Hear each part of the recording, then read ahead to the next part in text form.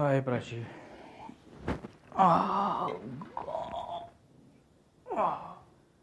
प्राची पाणी आण माझ्यासाठी प्लीज.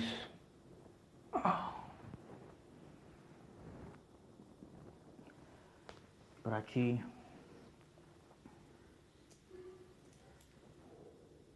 प्राची तहान लागले मला. For God's sake, will you shut that book off? I'm thirsty. Get me some water. ओरडू नकोस. लग्नाची बायको नाही मी तुझी. मी एवढी जर तहान लागली असेल तर जा ना त्या रोझा आंटी. Shut up. काय बोलतेस तू? एकीकडे तू असं म्हणतेस की तू माझी लग्नाची बायको नाहीयेस म्हणून. ऑन द अदर हँड लग्नाची बायको असल्यासारखी कटकट काय करतेस? Have you gone mad? For god's सेक.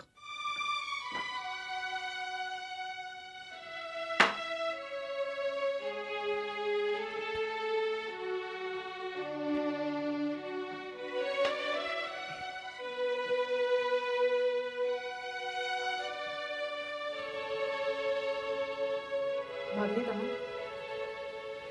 झाला का जीव शांत? रॉनी, लग्नाची बायको करत नसेल एवढी काळजी करते रे मी तुझी. दिवसभरात घडणारी प्रत्येक गोष्ट शेअर करते मी. आणि 1-2 वर्ष नव्हे, गेली 3.5 वर्ष मी प्रामाणिकपणे. अग्रीड.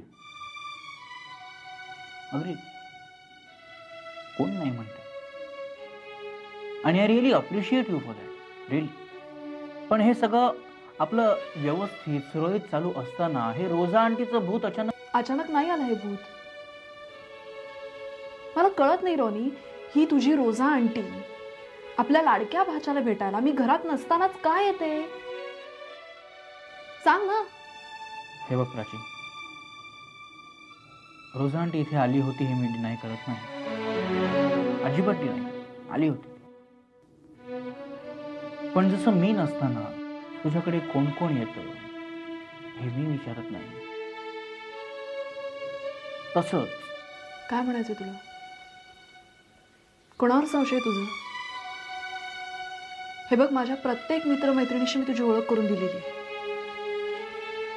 आणि तुझ्यापासून लपवावं असं कुठलंच काम मी करत नाही. असं मी म्हणालोय नाही, अजिबात नाही. I know it. पण जितका विश्वास मी तुझ्यावर करतो, टाकतो, तेवढाच विश्वास तूही माझ्यावर करावास, टाकावास, एवढीच इच्छा नाही. Am I wrong? आणि तुला रोजा आंटी आवडत नाही म्हणून मी तिच्याबरोबर संबंध तोडावे, उगाच डोळे मोठे करून माझ्याकडे बघू नकोस. मी काही चुकीचं बोलतो असं मला वाटत नाही.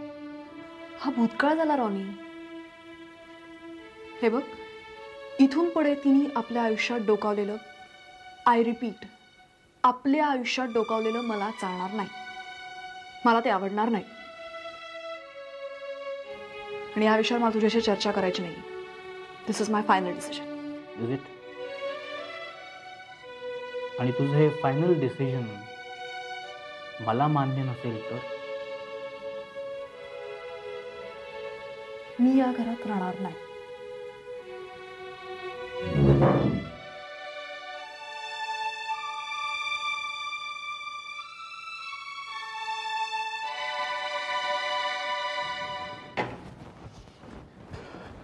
काय गौरी, आज ऑफिसला जायची घाई नाही? नाही, घाई नाहीये. जरा सावकाश गेला तरी चालणार आहे आज. बरं, मी निघतो बरं का. मला ऑलरेडी खूप उशीर झालाय. कोण आहे सकाळी सकाळी? काय काय सकाळी सकाळी? नाही काय रडली बिडलीस की काय? हा रॉनी समजतो कोण स्वतःला. अच्छा अच्छा अच्छा अच्छा, रॉनीशी भांडून आलात वाटतं. वाटलंच मला. तूच मला सांगत, याच्यात माझं काय चुकलं की मी. कशात काय कोणाचं चुकलं? एक मिनिट, मला ऑलरेडी खूप उशीर झालाय ऑफिसला. आपण नंतर बोलूया संध्याकाळी. हा, बाय बाय.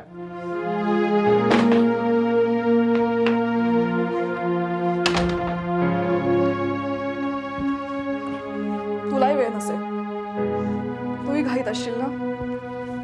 जा, तू पण जा.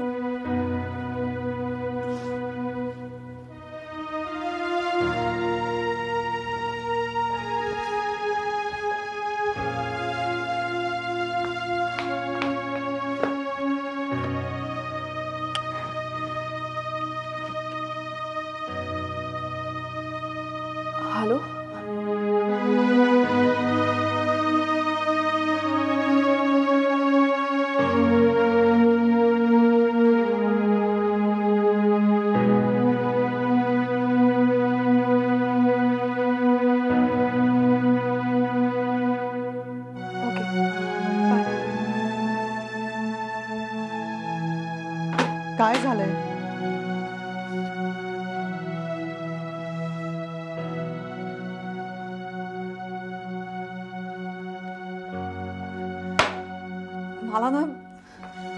मला मुळात ही मानलेली नातीच आवडत नाही. मानलेला भाऊ काय, मानलेली बहीण काय, आणि मानलेली आंटी. आंटी? आता मला सांग, ही रोजा वाटते का त्या रॉनीची आंटी? तिचं काय आता?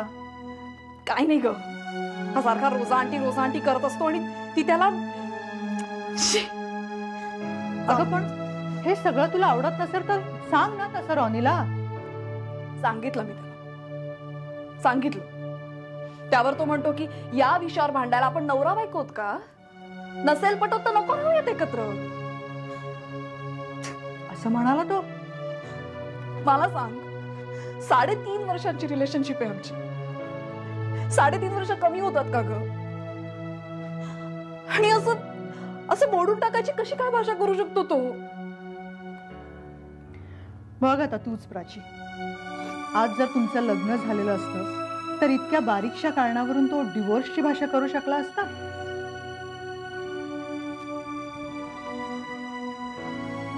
तुला उशीर होत असेल ना ऑफिसला जायला? नाही, मला कळतंय मी हा विषय काढलेला तुला अजिबात आवडणार नाही. तरी सुद्धा प्राची, एकदा शांत डोक्याने विचार कर.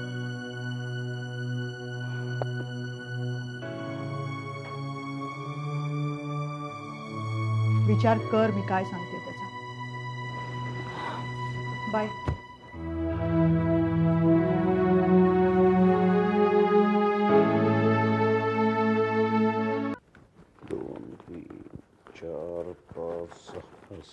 बस झाले एवढे वर.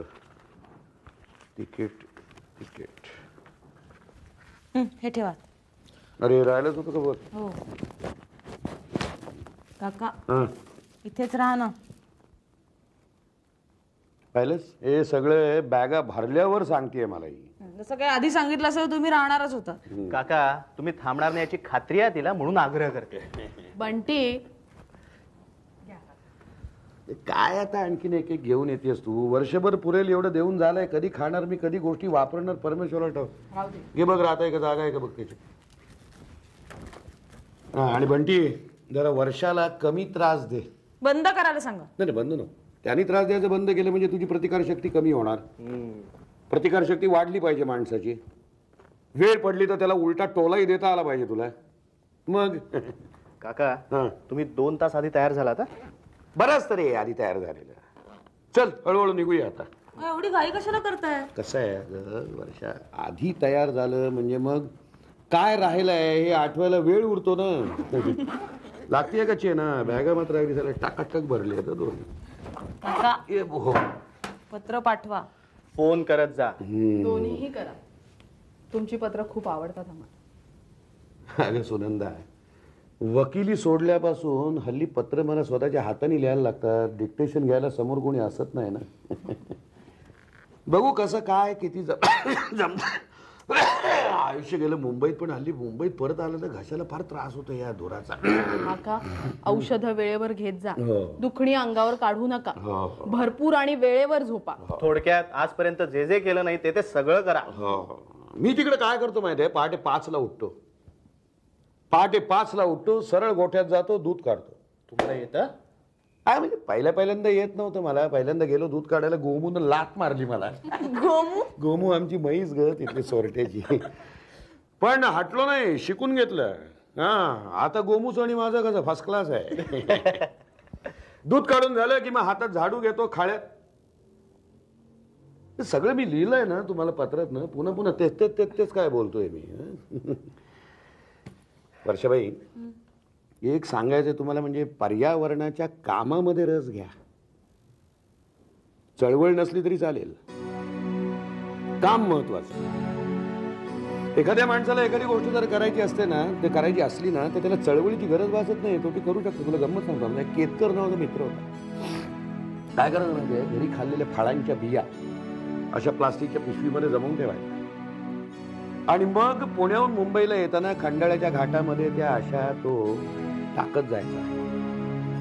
एकदा मी त्याला म्हटलं लेखा हा रे काय धंदा आहे तुझा, घरातला कचरा इथे घाटात का आणून टाकतोस तू? पण तसं नाही येते. ह्या ज्या मी बिया टाकले, पाऊस पडल्यानंतर यातल्या 4 बिया तरी रुजतील आणि त्यातनं झाडं येईल. मी झाडं ही अशी लावतो, पर्यावरणाला अशी मदत करतो. म्हणूनच सांगतोय बेटा, काम हात रस घे, चळवळ नसली तरी चालेल. सुनंदा, तुझ्याकडे वटवृक्ष आधीच सोपवलं. ती संस्थाच राहू दे, त्याचं संस्थान होऊ दे. मला जेवढं जमलं तेवढं मी त्यासाठी केलं. मग तू भेटलीस, दया भेटला, शरद, सुधा, मन्ना, आबा. ते वर्ष सावलीसारखं मागे राहिलं म्हणून थोडंफार माझ्या हातने घडलं. संस्था तशीच राहू दे. मी जशी चालवत होतो तशीच ती संस्था चालव. प्रसिद्धीच्या मागे जाऊ नको. संस्था हा ज्यांना धंदा करायचा असतो त्यांना प्रसिद्धीची गरज असते. आपल्याला वकिली सुटली तरी बोलायचं काही थांबत नाही मी. नाही काका. काका तुम्ही नेहमी बोलत राहा. तुमचं बोलणं सतत ऐकत राहावं असं वाटतं. खरं हरभऱ्याचं झाड बघायचं असेल ना, सोरट्याला ये. म्हणजे तू लावलेल्या या हरभऱ्याच्या झाडाला लेखा माझं वजन परवडणार नाही. चला निघूया. चला हे घेतोस ना. चला काका नमस्कार. औक्षण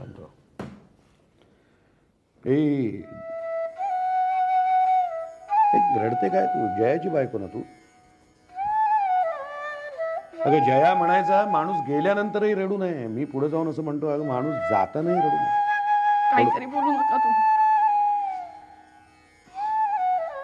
परत कधी या.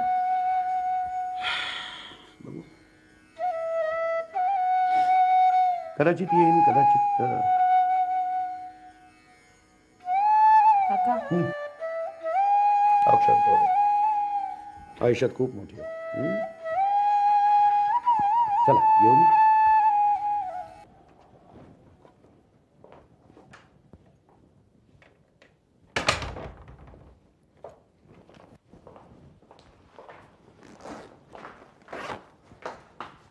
अरे वा. एक तर तू आत्ता ह्या वेळेला घरात कशी, आणि 2 ही बॅग बिग भरून कुठे चालली आहेस? 1 तर मी तुझ्यासारखी नोकरी करत नाही, त्यामुळे मी कधी घरी असू शकते. आणि 2 माझ्या येण्याजाण्याच्या वेळा मीच ठरवते. मग ते घर असो किंवा मला कोणाची परवानगी नाही घ्यायला लागत. परवानगीचा प्रश्नच नाहीये इथे. एका घरात एकत्र राहणाऱ्यांनी एकमेकांची काळजीपोटी, प्रेमापोटी केलेली विचारपूस म्हणतात याला. तुला कळणं जरा कठीण आहे म्हणा. नाही, नवरा बायकोंसारखं असणं आणि खरोखरचे नवरा बायको असणं या दोन्ही झालं तुझं सुरू. लग्न संस्था, लग्न न करता एकत्र राहणं. मला वाटतं आपण इतकं बोललोय आतापर्यंत या विषयावर की. बरं हो सॉरी. कुठे निघाली आहेस? Business tour? रॉनीकडे. तूच म्हणत होतीस ना पॅचअप कर. परत कधी येणार? एक बॅग इथेच ठेवून चालली आहे. हा इंटरव्हल थोडा लांबला एवढंच. या वेळेला कोणी कॉम्प्रोमाइज केलं नाही? म्हणजे मी चुकलो की मी चुकले? असं काही नाही ग. दोघंही एक पाऊल मागे आलो. रियुनियन सेलिब्रेट केला. आणि तुमची ती रोजा आंटी, नाव नको काढूस ना तिचं. ती आली की तू इथे परत येतेस दर वेळेला आणि तिला तिथे रान मोकळं करून देतेस. इथे चुकतेस ना प्राची. तिनं ते घर सोडून जायला हवं. तिनं पळ काढायला हवा. आणि मग बघ, रॉनी अजिबात थांबवणार नाही तिला. असली डोक्यात जाते ना ती माझ्या. आपल्या वयाचा, रंगाचा, रूपाचा कसलाही विचार करत नाही, नटत असते. तिचा dress sense, I tell you, horrible आहे, हॉरिबल. कसं काय रॉनी तिच्याकडे राहत होता ना? हे बघ, ती त्याची आंटी आहे. या असल्या नात्यांवर तू कधीपासून विश्वास ठेवायला लागलीस? ती आंटी आणि हा तिचा लाडका पुतण्या, भाचा, मॅटर्नल. असं कोण म्हणतं? ती. आणि तू त्याच्यावर विश्वास ठेवतेस. तू त्या दोघांना एकत्र येण्याची संधीच देऊ नकोस ना. तिला स्वातंत्र्य मिळूच देऊ नकोस. रॉनीला मुठीत कसा ठेवायचा? नाही म्हणजे तो तुझा लग्नाचा नवरा नसला तरी सुद्धा मुठीत कसा ठेवायचा हे मी तुला शिकवायची गरज नाहीये. प्राची, पुढच्या वेळेला इथे येशील ना तेव्हा त्याचं कारण वेगळं असू दे. गुड लक. थँक्स.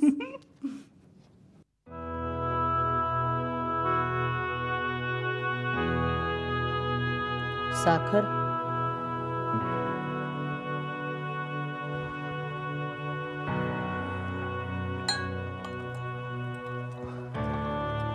तुम्ही कशाला त्रास घेतलात? मी आपला सहज इकडनं चाललो होतो, म्हटलं बघावं. आकांक्षा घरात आहे का? नाही, तन्वीर तनूला भेटायला आलो होतो. मोठा गोड मुलगा आहे.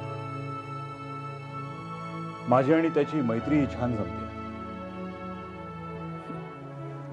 शैलेंद्र शिरोळे असं खोटंच नाव सांगून त्याच्याशी मैत्री करण्याचे परिणाम काय होतील हे ठाऊक आहे तुला?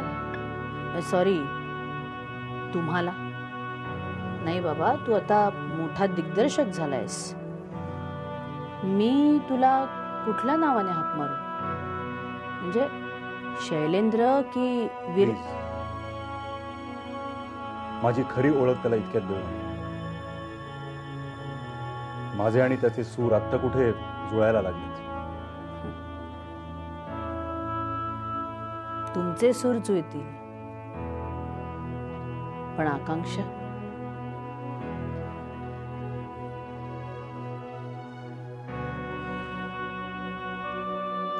काल असतो आमच्या आयुष्यात. आमचं इथे सगळं कसं अगदी छान व्यवस्थित चालू होतं.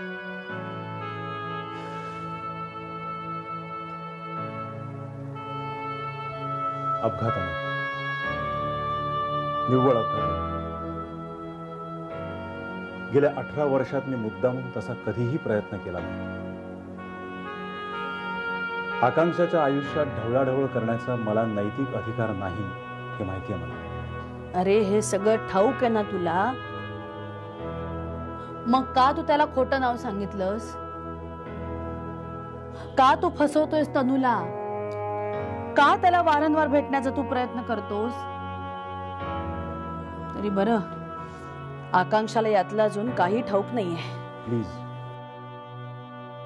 तिला रिव्हील करू नका. तन्वीर कसा रिॲक्ट होईल देव जाणे.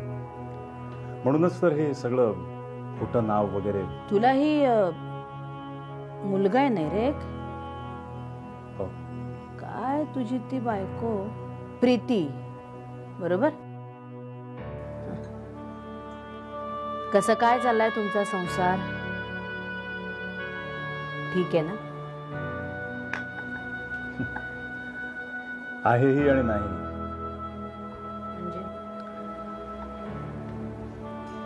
आमचा कसला संसार हो? तद्दन फिल्मी, सगळं खोटं. प्रियदर्शन माझा दुसरा मुलगा. आनंदच आहे. आणि तन्वीरच्या समोर तर तुमच्या या फिल्मी संसाराची आमच्या आकांक्षाच्या घरावर सावली सुद्धा पडू देऊ नका. वीरेंद्र शिरोडकर, तुम्ही चालू केलेला खेळ थांबवा प्लीज.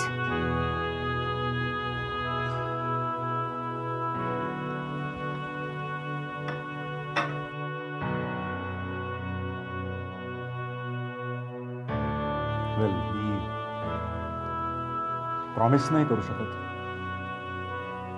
पण मी काळजी घेईन. आणि तनूला माझ्यापासून